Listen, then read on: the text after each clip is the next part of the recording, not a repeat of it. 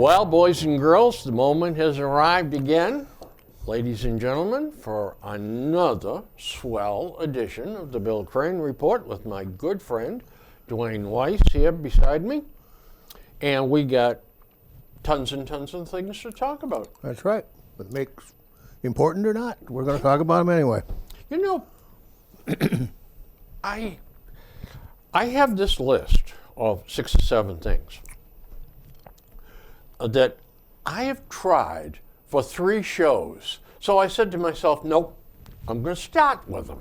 Not the most important things in the world, but I can get rid of this. All leftover stuff. Yeah. You know, Jeopardy calls that potpourri. Potpourri. Then this is potpourri. Number 1, COVID deaths rising among the elderly. Yep. 70% of the deaths from COVID are seniors 75 and up. Guess who that includes? Yowza. As total deaths from COVID top 1.1 million. Those over 75 that are dying often have heart and lung issues also. Yep. So, friends, if the shoe fits, wear it. Look, if you're over 75 and you've been diagnosed with a heart trouble or lung trouble, internal trouble, Yeah, anything. anything that will weaken you, be careful. Now, I've had COVID, I think twice. One time, I really felt lousy. The other time, it was Yeah. just an inconvenience more than anything else. Yeah, we had it over Christmas. Right. And I thought I had a cough, Yep. and I took that one of them tests because I had a bunch of them laying around, and I was urged by somebody. I have the same person And urging me at my house. to get her to shut up. I said, okay, I'll do it. Guess And what? lo and behold, it came out positive. Same But I didn't. It was the kind of thing I wouldn't have done that test because it didn't. I thought COVID. If I got COVID, I was going to be laid out sick and everything. It was a little cough at night, so that's all I had. I know. Same thing here.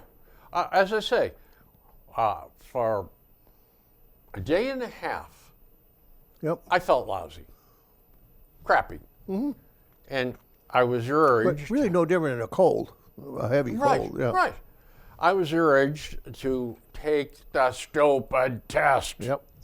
And guess what? Yeah, I had COVID. So, Did you take the Paxlovid? no. Oh, see, I called my doctor, and he said, Bill, yes, that works. it really does. However, you're taking another medication that I think is vital for you. You got to stop all Yeah. your statins and. That's yeah. exactly right. Simvastatin is what I take, and I have to stop that. And I think he said, I think he said, I have to stop that for 3 days till Yeah, it gets out of exactly. my system. Then I have to take this other thing for 5 days. Yep. And then I don't know whether there was another 3-day before I could go back on Yeah. it again. Plus He that- said, Plus the other couple of my blood pressure medicines, I had to cut in half. yeah, So yeah. And he said, I don't want you doing that. Yeah. He said, sounds to me like you have a very mild case. He said, if anything changes, call me. But right now, he said, no. He said, this would be a mistake. So, I would have blundered into it the other way, if somebody said, well, you're going to feel better and all that. But he straightened me right out on it. Good. So anyway, folks, this thing hasn't gone away. No, it's it's not still going away. around. And for heaven's sakes, I'm not telling you, gee, Bill says stay at home and lock the doors. No, but use your head. Yeah. Groups. If by chance you have not been vaccinated, for Christ's sake, get it done. Yeah, it works. Yeah. All right, in every case, does it work? No. We still got it, but Bill and I got it. Yeah. But we got it like getting a cold Yeah, instead it was a of ending in a mild- hospital. Yeah. So, for pity's sake, don't take chances. Don't go into, well, you know where a lot of people are getting it? Crowds. Yeah. A party, a graduation. Just be cautious. Well, okay, now that's number one. Number two is a thing of beauty. Do you know that we had a defense in murder cases, the "she cheated on me" defense? Not guilty, a crime of Passion, that's And the Supreme Judicial Court in Massachusetts has tossed it. And they have said that claim has a shaky, misogynistic foundation. They rejected the precedent for this argument in certain cases, as justices ruled that the murder defense based on cheating has no place in modern jurisprudence. But you know, that's an interesting thing that for years, that was, oh yeah. hey, listen, that was your wife. She cheated on you. All right, you went over the deep end, but you were blinded by your passion. And years ago, you came home from work, not you, but the person came home from work unexpectedly and found his wife and some other guy in a compromised position. He pulled out a shotgun and shoot him and he'd get off. Yeah, absolutely. Yep. No, and but anyway, it's let's see here. I think we've beat this one to death here, but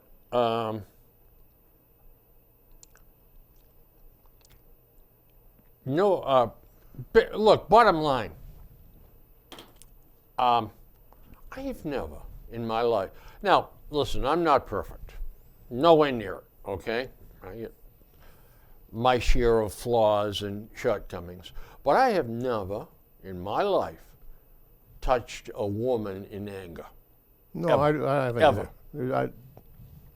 That is so foreign to me that I would do that. And I thank God for that because I know guys that with tempers, just like that. Yeah, that's. And It's they become totally irrational. Well, I was in the service with a couple of them.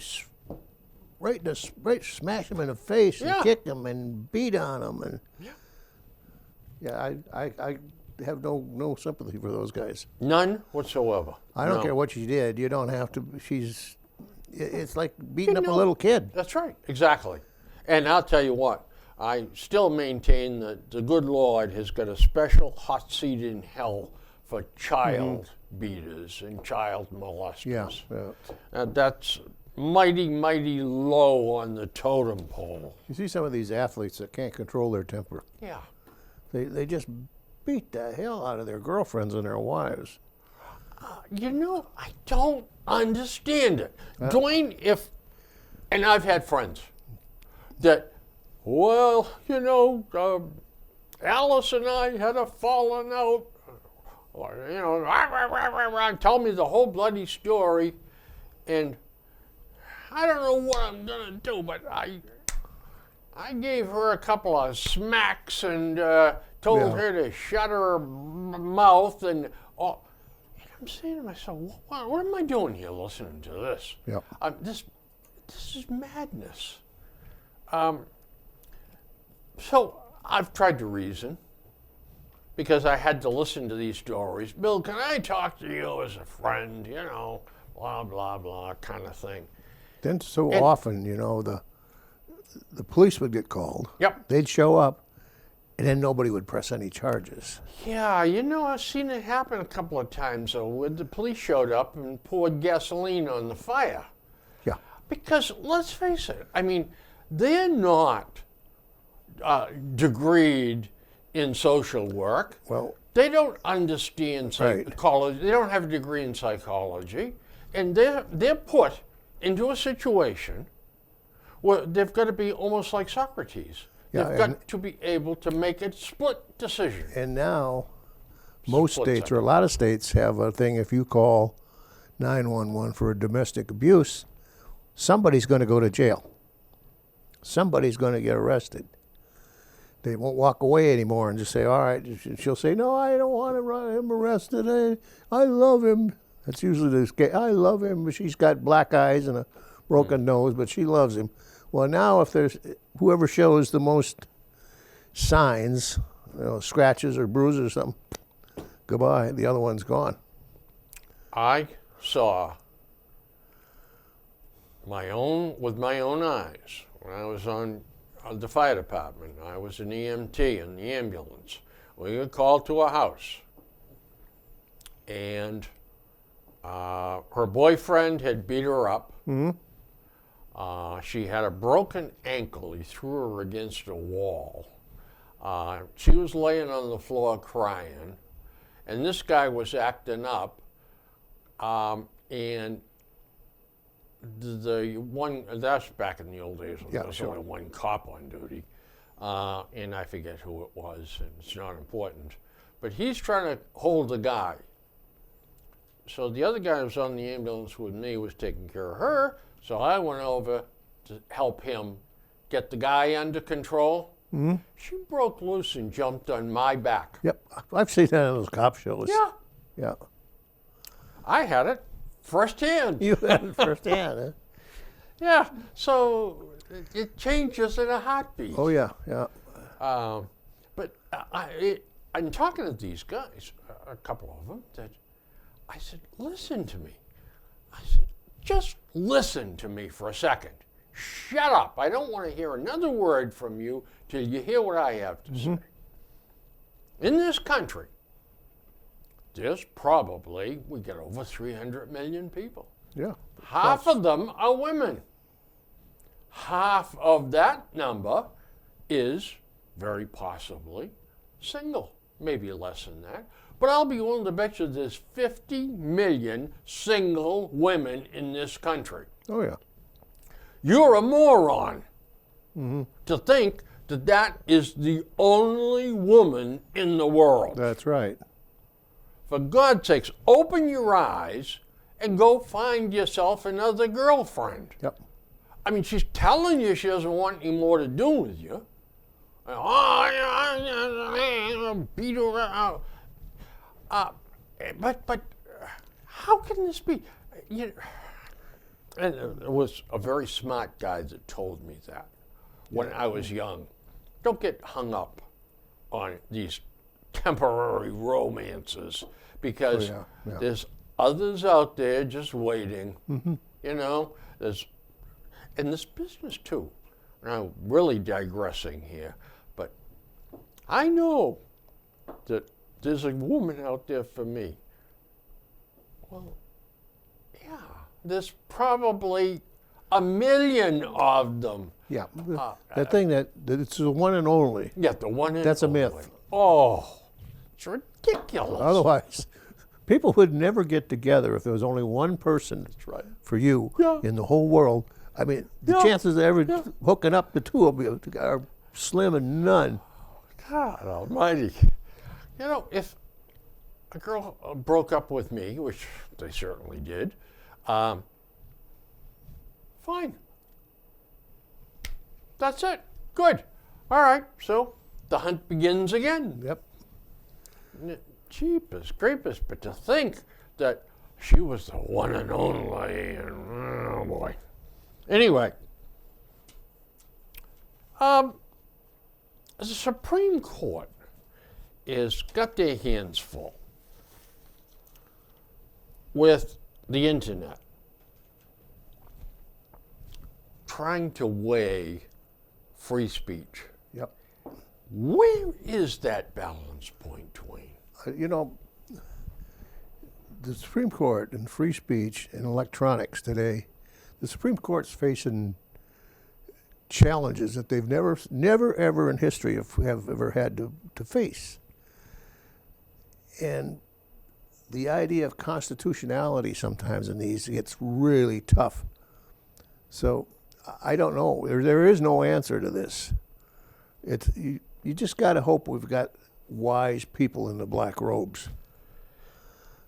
Yeah, and then you see on the news Stanford University Law School demonstrating against a federal law, judge who has come to speak to them, and they hoot him down because they're all liberals. Well, they don't want to hear anything else. Yeah. So how impartial are those graduates going to become? They're not. That's Yeah. the whole problem today. Yeah. We've become so divided, the society. Yeah. And this is not just legal. I mean, this goes right down through. We've become so divided that we will not listen or entertain any other ideas. Yeah. College used to be based on the idea that you will be exposed to new ideas, new things that you've never seen before or never entertained before. Not saying that that's trying to change you, but just expose you. Educate you. Correct. Yeah. Today, not so much. Today it's, Indoctrination. yeah, I only want to hear what I believe. And when I take a particular professor's course, yeah, as long as I agree Yeah. with him, and they let you know I it too. get an A. Yeah. Yeah. Those of you that are going to argue with me get a B or lower, B minus. You don't want that on your transcript. You know, one of the best college courses I ever had, and the one I thought, or there was three of them, but the one I was dreading, I said, oh, why the hell do I got to take something like this, was philosophy. Yeah. I thought, oh, God. And I found a guy, he was a fruitcake, rode a bicycle, not that he rode a bicycle, but in those days, now you didn't see many people riding adults bicycles, but he rode it in the dead of winter. It didn't matter what it was. Snow tires? I don't think so. It was just a fruitcake. But you know, that man taught me to think. He would get the class divided into the pros and the cons, and he'd just sit back and go at it. He'd moderate if it got a little bit too much. And you got opposite ideas. And you got, even, he would bring in outside, one day, this was a summer school class, and I don't know what was going on. He said, just a minute, out in the hallway was 3 or 4 painters. He said to the guys, come in here, sit down. You know, and they're all full of paint and everything else. Now here's the situation. What do you guys think? And he even got those two split up into one side and on the other side. But that's the kind of class he ran. You didn't worry about getting a grade because he told you right up front. Tell me what grade you want. He says, I'll give it to you. There you go. As long as you come to my class and participate. That's right. Participation Yep. is, yeah. is I 100%. look forward to that class 3 times a week. I had a similar class in high school called Current Events. Okay? And that was, I looked forward to that class every day. The teacher was good, and we would have debates. Yeah. All right, everybody that's on this side of this issue or on the other side of this issue, raise your hands, and you'd pick out 3 of each, give them 5 minutes to talk it over, and then challenge them. And I tell you, that was fun. It makes you think. Yeah. But today, they don't want you to think. They want No, you, they don't. They want you to think in their ideas, and that's it. Now, I won't say who or anything else because the man's a friend of mine. He's a retired professor, PhD. He's got himself. His thought process has become warped. He doesn't read any newspapers, no magazines, and he watches Fox from the morning till night. He cannot say 3 sentences without quoting Tucker Carlson or QAnon, some of the QAnon stuff. And this is a man with a PhD. I mean, this is. Do you watch Tucker? I have once in a while. Once in a while? I watch them all because I found that if I don't, I'm getting a skew over here Yeah. and I'm getting something over here. And what the hell's the truth? You don't Yeah. know that so you got to watch both sides. I'm a Fox man. But you don't. I don't care for Tucker Carlson personally. Personally, I think he's weird. Yeah.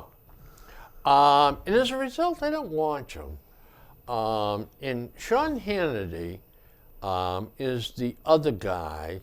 And Sean is, if you distill him down, he's basically, shut your mouth and listen to me. Yeah. I'm telling you the truth, and that's it.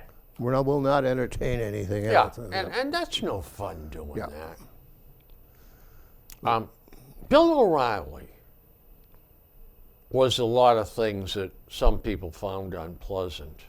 I liked his books. But, yeah, I thought Bill O'Reilly did a good job. I did too. And I thought he was entertaining and wasn't just all over here, you know? But then you watch the other stations, Don Lemon and guys like that, and they're so far over there, it's tough. Yeah. Yeah. Now Lemon went to. He's no longer on CNN. He's on some ladies program in the morning or something. Yeah. Thing. I don't know. Yeah. Yeah. And He's found his home. Let's put it that way. And I think that's just they're playing out his contract. Probably won't be renewed.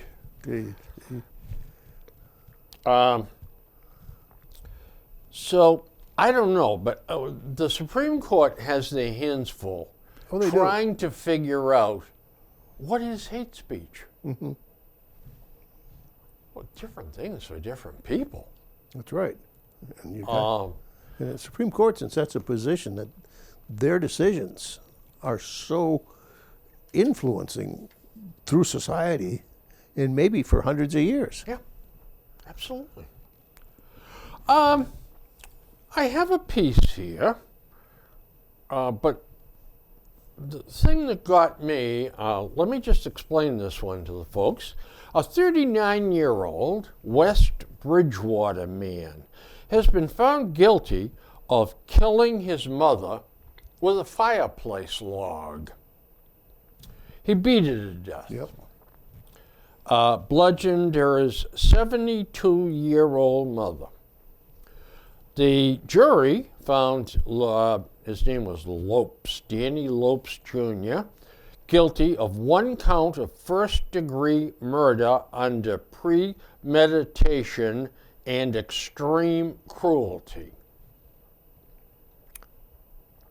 On October 27th, 2017, the police were called to his house and found his mother dead. He was tried, convicted, and sentenced, the sentencing date, March 1st of this year. Yep. 6 years. Now, I thought the Constitution was clear when it said you're entitled to a fast, fair, speedy trial. How is 6 years a speedy trial? When did the first, the only thing I can see there is when did the first element come up on the trial?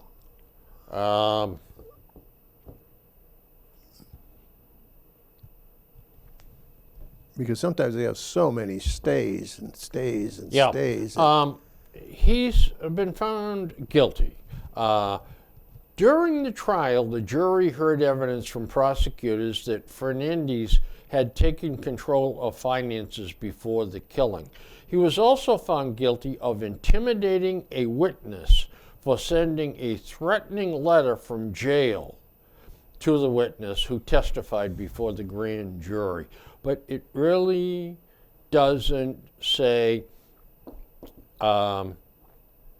if there was any delays or any of that stuff. There always is. There always is. But I Yeah. agree that our trial system, our court system, from my perspective, is way too long and lengthy and drawn out. There are countries that you got 90 days or 60 days or something from the date of the crime to complete the. When you look back at some of the crimes, more famous crimes in the U.S. In the 20s and the 30s, it was not uncommon that they were tried 30 days Oh, yeah, after absolutely. and sentenced to death Yeah, 45 days after that. correct. And bingo bango, it was all over. Now, a lot of people may have been convicted unfairly. The police really had the upper hand back Oh in my, those days. you're not kidding. Yeah. Yeah. So I don't know. It just seems to me that this guy has got the right of an appeal. But then again, we don't know if his lawyer asked for delays and blah, blah, blah. Sometimes the best defense is to drag it out because witnesses die, witnesses move away, they become suffer from dementia. People forget. Somebody change their ideas. So it behooves a defense attorney what I understand, should never be a defense attorney for somebody they are convinced is guilty. But they always leave that open. Now, according to everything I've read, a lawyer never should ask his client if he's guilty. Yeah, that's right. I just finished the book. Of Yep. course, it was fiction. It wasn't one of yours. It was Yep. actually one of Monica's friends. But he asked this kid. The kid is going to tell him, I don't want to hear it. Don't tell me you did or didn't. I don't even mention that. He said, because if you tell me, yeah, I killed her, I can't represent you. That's right. A person is considered innocent until proven guilty. And you cannot tell your lawyer, and it's a damn poor lawyer that says, now tell me the truth. What happened Yeah. there so I can rig up some kind of a bloody story for you. All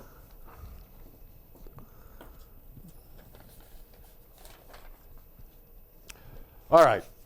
And folks, we're not attorneys, so No. don't base your defense on something that you might have done. As Bill and Dwayne said on the show. Yeah, it's this is sort of like a couple of guys in a bar having Yeah, have a a few couple of beers beers, and so. discussing the problems of the world. So it's time now, that's the name of this article, to resolve the cases of the Guantanamo Bay detainees. So what's your feeling about this, Dwayne? Or do you have any? Oh yeah, long time. I was surprised that some of them were still there. And I'll tell you, this is just not. It's obviously not the right thing, but I would have taken them out and got rid of them years ago, if I was king and could do it, because they were some bad asses. I've made notes off to one side on all these stories. I'll just quickly. It's time to resolve the cases.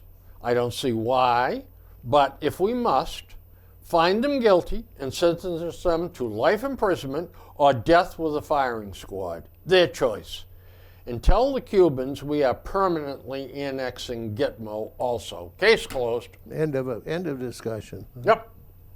So let me go backwards just a tad, because I had this article about Don Lemon. 'Cause I think first of all, I think we pussyfooted around way too long with going, I don't know. Yes, Yeah, absolutely. Way too long. Yep. And it's been the timidity of the presidents. Yeah. The current one in Barack None of Obama. them wanted to put their name on it. That they got rid of them. Yeah. Yeah, Nobody wants to shoot somebody in the firing squad. That's right. Okay, which is why you have 3 or 4 guys, 3 with blanks and 1 with a live round, and nobody knows who did it. somebody just put that back in their legislature. Yeah. Was it Arkansas or somebody down there? It might have been. I know Utah has it. Utah, I know, and somebody Yeah. else just put it on. Oh, last night on the news, there was a group. They were just abhorred. Oh my God. You know what, Dwayne? Supposing you and I run amok Yep. and go over and hold up the bank here next door after the meeting is after our show's over, and we shoot a couple of them. We're found guilty. Look, sentenced to death. I don't need to be strapped to a gurney and filled up with drugs that'll put me under so I don't feel it and all that crap. Shoot me. Shot to the heart will kill you instantly. Well, the defense for that said, this is a more humane method of execution Right. than, for example, the electric chair, the gas chamber, even lethal injection, because the anticipation of the injection before is a form of, some people say, cruel and unusual punishment. But this is, you don't know when it's coming. Boom, it's gone. You don't know it got there because you're gone before there's no noise or anything. You're done. Which brings up another point. There is some stuff they can walk up to you, stick it in your arm, and 2 seconds later you're dead. What is this drama of putting you to sleep gently and all this? You killed 3 people, for God's sakes. Do you really think that we have to make you comfortable before we off you? Yeah. See, I don't know. My wife always says, "I'm glad you're not king," because you would. I always tell her, "Well, if I was king, I would do this," and she says, "Thank God you're not." But anyway, I said, how do you live with that audacity woman? of these people. Yeah. I know. But for example, I don't want to go off on a tangent too bad, but life in prison. To me, it's punishment, but it's really not.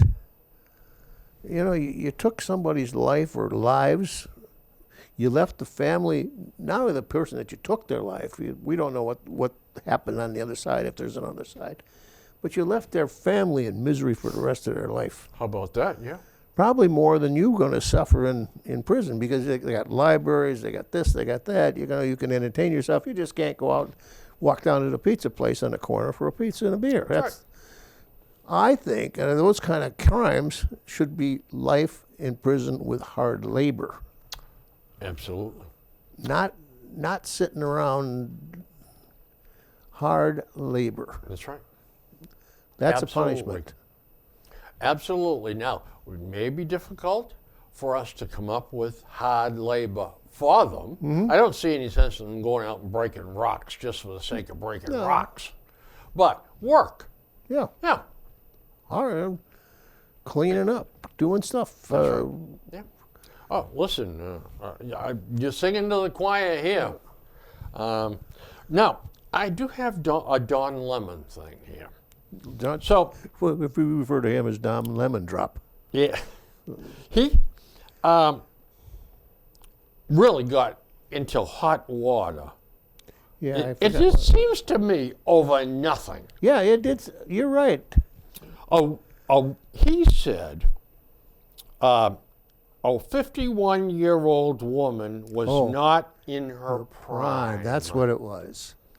A woman is considered in her prime in her 20s, 30s, and maybe 40s, Lemon said. Don't shoot the messenger. I'm just saying what the facts are. Google it.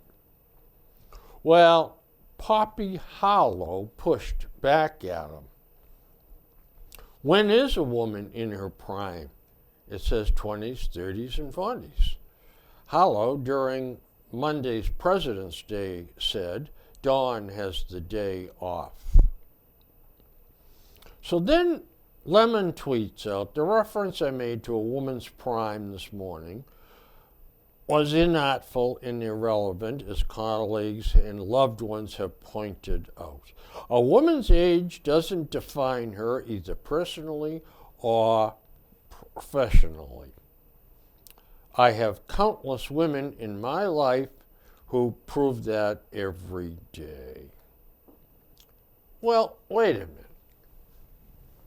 What exactly is, how do we form up this definition of the prime of life? That's what I was going to ask. What's the definition of prime? Certainly, in 50, a golfer, now I'm talking about professional golfer, professional tennis player, that's over. Yep. Certainly the 30s, basketball players retire. Yep. So I guess, and look at your childbearing years too. Where are your childbearing years? Late teens or early 20s through late 30s? That's the prime of life. When you get in your 40s, you start, whether you know it or not, or want to realize it or not, in my estimation, headed very gradually. Good at first, then it gets steeper and steeper. That's right. But So I certainly don't think he said anything wrong. no, you got to remember, it's, I don't know, today there is somebody offended about something all the time. It doesn't matter what it is. You're going to find somebody that says, I am offended. That's right, because you know what? They got antenna ears about 10 Looking feet for by 10 feet. Looking for offenses. That's exactly right. Now, I don't know, we're probably too stupid to be offended because we don't get offended. No, We- those days are gone. Those days are gone, yeah. Oh, you know? You got bald, I got fat, so what? Yeah, I mean, make your point. Yeah. You know? So, I'm stupid? Okay, man. Yeah, it's beauty is in the eye of the beholder. He made a statement, and Yeah. the radical far left said, whoa, wait a minute. Yeah.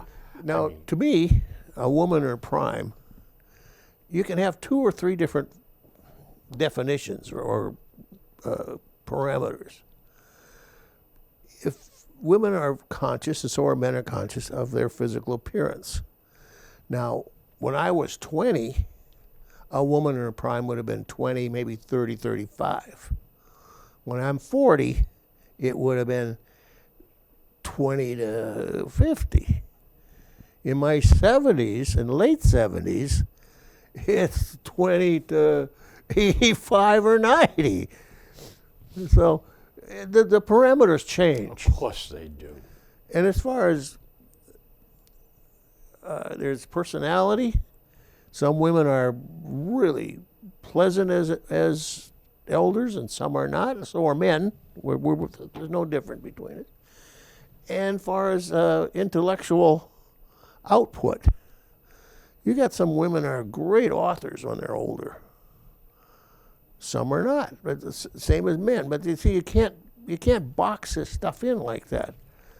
One of my favorite authors is a lady by the name of M.C. Beaton, B-E-A-T-O-N. Yeah, I've read some of her stuff. Yeah. She wrote into her 90s. Yep.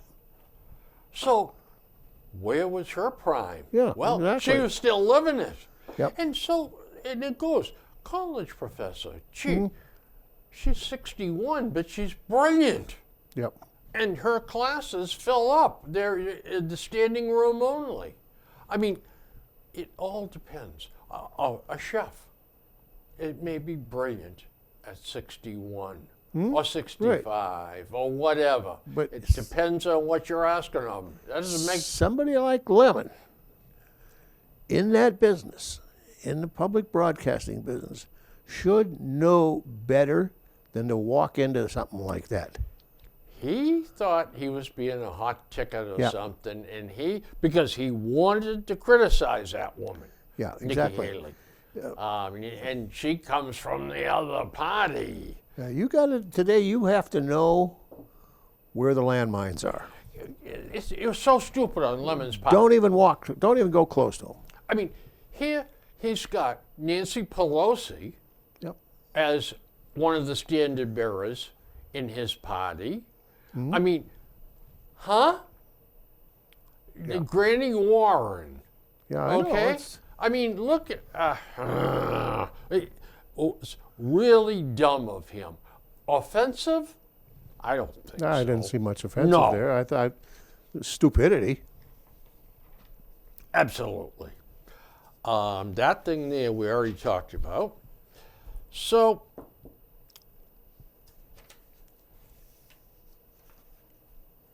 schools are front and center here a little bit. We're at the speed of a glacier here, moving towards choice in schools. And we're looking at independent schools opening up. And for a fee, you can send your children there. Well, the unions don't want this. Of course not. Teachers' unions. They want the kids to stay in the crappy school systems, in the overcrowded cities where the teachers can't get a job anyplace else, so they work in there. Yeah. The kids get on a scale of 1 to 10, where the suburbs get a 10, the kids get it for their education. I mean, you're getting a 2 or a 3 in the cities. Exactly. And then you whitewash it with some kind of socio-economic, racial Of course. stuff. Yep. But you never look at the real problem. That's right. So there's another problem here. The school choice thing is being hung up by the teachers' unions. I mean, they're fighting this Okay, 15, Bill. hammer, tooth, and nail. But there's another problem with schools, too. Schools are having a real problem with honor classes, where it's kind of like the top rung in a class where the smart kids go. So they're saying, well, the minorities are not smart enough to get in the advanced honor classes. They have to be down in the general purpose classes. So this means that they can never go to the college preparatory schools like Boston Latin, Boston English. But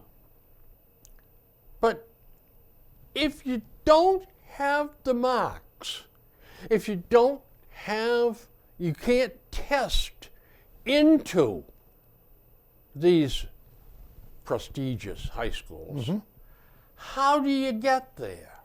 So what the parents are saying is you gotta have a lottery system where all the kids go in a bucket and we pick out the names, certain percentage. You want 40% blacks or 40% Latinos or 20% Chinese Americans? All right, you get separate buckets. And you pull the names out until you get your 40, 40, 20, or whatever the whole equation turns out to be. Now, how is that fair to smart kids? It's not.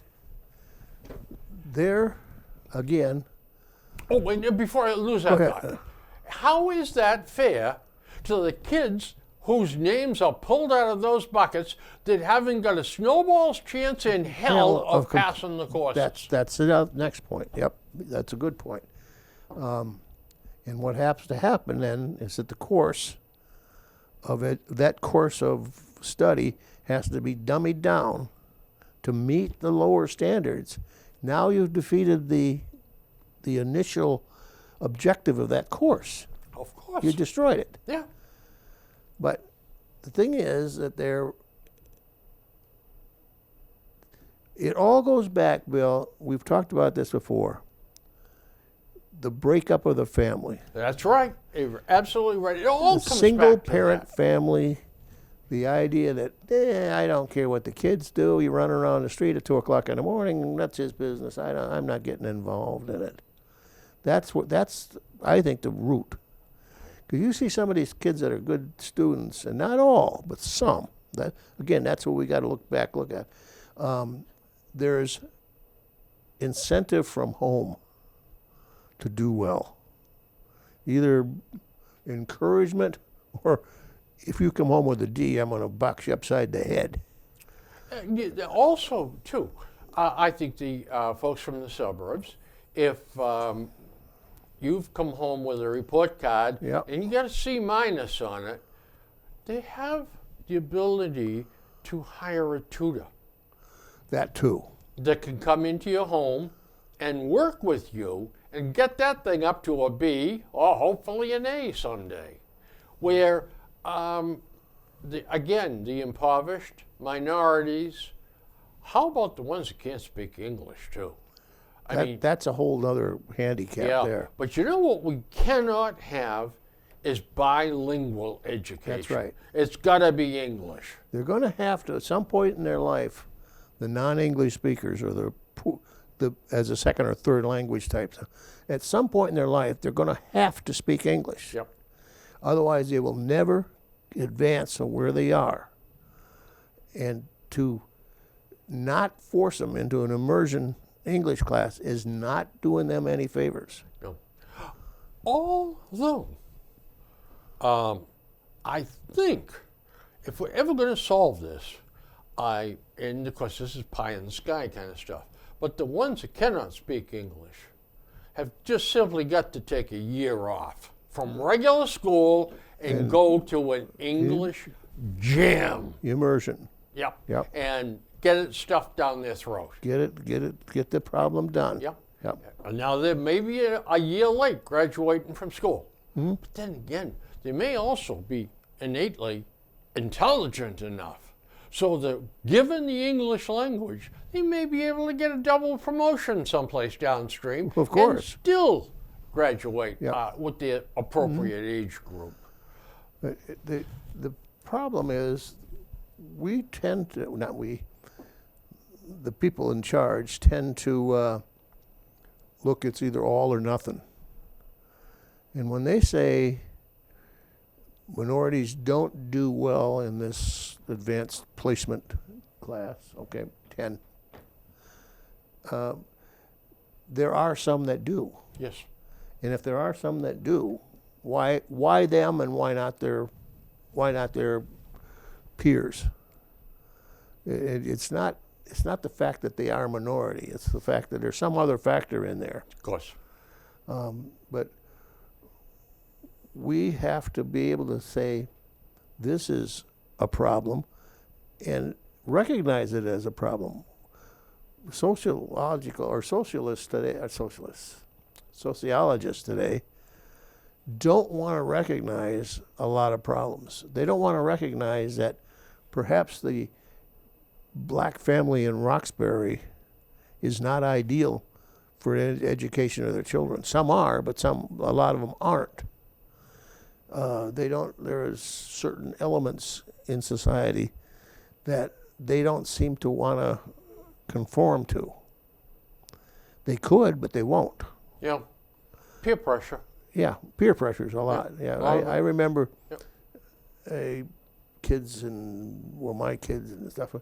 When a black kid would do well in class, the other black kids would say, "You're acting white." Yeah. Oh, yeah. and they would get on them. And they really and truly Why'd you do would. your homework? What are you acting white? Yeah. Hey, you know, when I went to night school, Newbury College, I met up with a guy, a black guy, that I had been overseas with in Hohenfels. And so I said, hey, man, how are you? He said, great. Crane, right? Yeah. So I said, "You coming back to school?" He said, nah. He said, I'm just here to, I'll be here for like 3 months. I want those first 3 VA checks for going to school. He said, they're going to come all at once. And then he said, this stuff is for you white guys. Yeah. See, there's an attitude right there. That has to change. It has to. Yeah. But it's not, I don't know what is going to be the catalyst to make I don't the know. change. I really don't. But all I know is the more we dither, the more we argue, another generation Comes is up, going yep. down the tubes. Yep, that's right. And you know, and Metco has a program where they bring black kids Yeah, up. I know it. So they have a graduation rate, and I wish I had the article with me, but their graduation rate in high school, Metco students that come out here to Yep. Wellesley or Norwood or whatever, graduated at 93%. Yep. If they stay in the Boston system, it's in the 70s. Yeah. Well, they don't have that.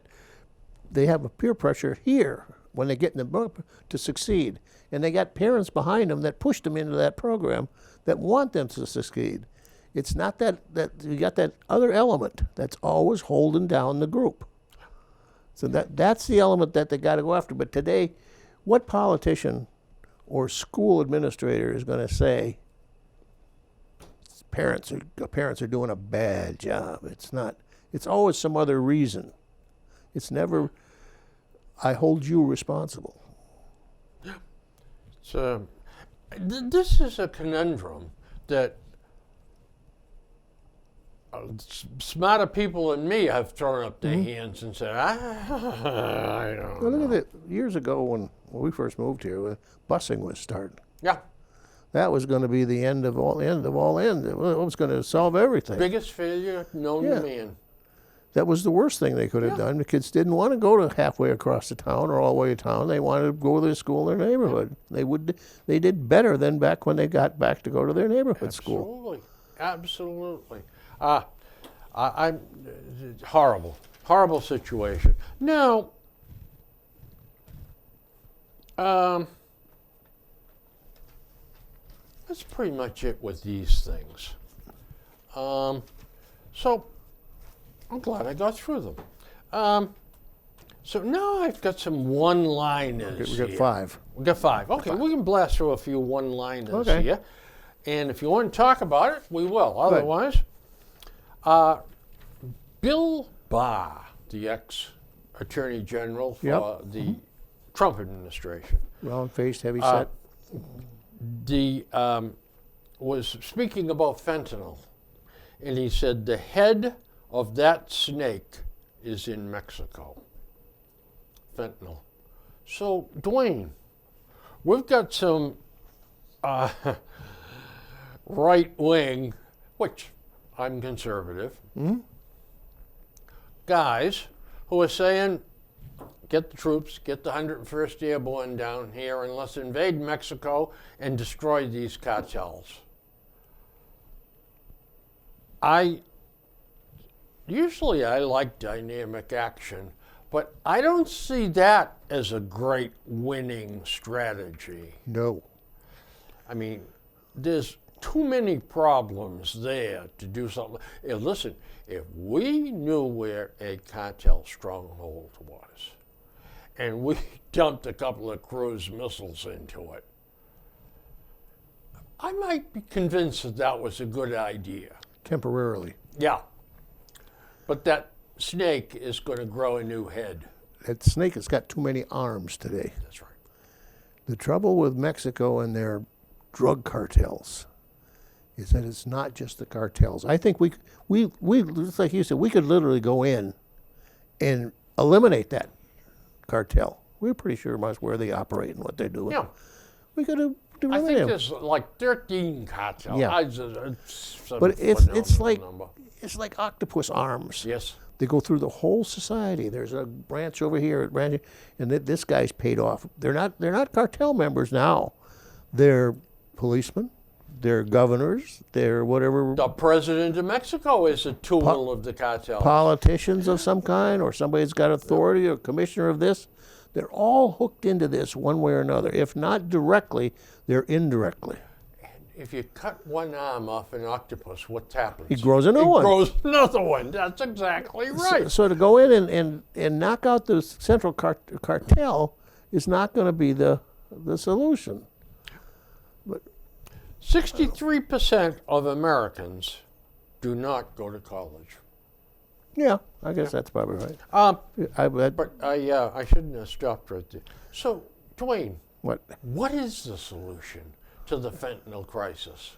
Fentanyl? Yeah. Well, I don't know if it's a solution. I think right now, the best we can do is like, you can't stop the river, but you can start putting little dams in it and slow it down We a little had bit. one. We had a wall down there. Yeah, the fentanyl problem is not a wall. No, but it The fentanyl- slows things down. The fentanyl. It's one tool. Yeah, but you got a fentanyl. You guys got a little bit of fentanyl in his pocket. In the meantime, you got a semi crossing over on the border, and he's got 2,500 pounds of it in the back truck. So it's like you're catching a little trickle, and the flood's coming through. Yeah. I think I think searching the trucks is something too, but that's almost an impossible. It's almost job. impossible to stop. I don't see how you control the traffic unless You don't. You get, As long as you got traffic, let's say traffic back and forth across the border, how are you gonna? If you can control it just by stopping it, but you can't stop the international commerce. I really think that increased penalties for all That's these where people is I think something. possession of fentanyl should be a felony, but I think that distribution of fentanyl and fentanyl products should get the life sentence or a death penalty. I agree with you totally. Not 6 months or suspended or. Can't put more people in prison. What the hell are we going to do with them? Fentanyl's deadly. Yeah, You know damn well it's deadly when you're selling it on the street or you're selling it to a distributor. absolutely. You get caught. You know people are going to die from Yep, you know that. it. And yet you choose that as That's your right. vocation. You should suffer the consequences. Public trust of the media is now at 26%. I think that's high. I was just going to say, well, I thought it must have come up. Oh, that was the media is not trusted anymore because it's so divided. It is.